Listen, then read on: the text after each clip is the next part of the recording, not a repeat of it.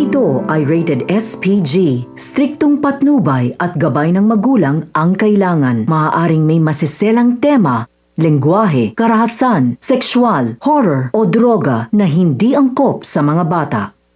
Ayaw nga nitong si Greg Torrecampo nang napapahiya siya, kaya naman naging sunod-sunuran nga siya sa kagustuhan nitong si Regina.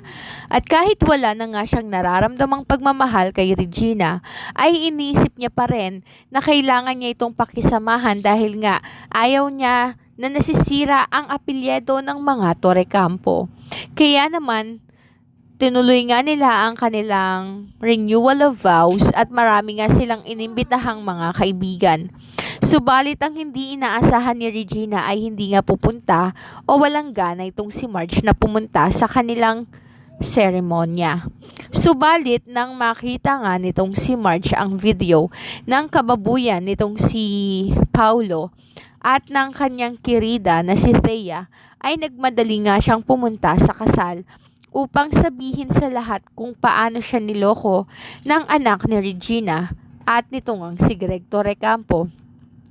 Habang nagpapalitan nga ng vows ang mag-asawa na si Greg at Regina, ay biglang ang dumating ito si Marge at sinabi nga niya na itigil nga nila ang kalokohan nga na nagaganap.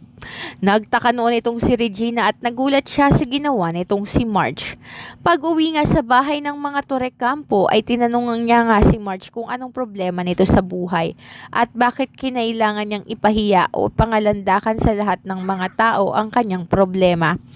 Dito na napuno itong si Marge at sinabi niya na may mas malaki pa siyang eskandalo. Inilabas nga niya ang video ng kalokohan at kababuyan nitong si Thea at nitong ang si Paulo. Hindi makapaniwala itong si Regina sa napanood niya at napatakip pa nga siya ng bibig dahil ang nakita nga niya ay sobrang kapusukan itong si Thea. Kaya naman galit na galit nga siya kay Thea nung mga oras na yon dahil hindi lamang si Paulo at silang lahat ang kanyang niloko, kundi pati na rin ang kanyang pinakamamahal na si Edward. Nung mga oras na yon ay biglang ang umiyak itong si Paulo at sinabi niyang hindi niya hahayaang maghiwalay sila ni Marge at sana'y patawarin siya nito.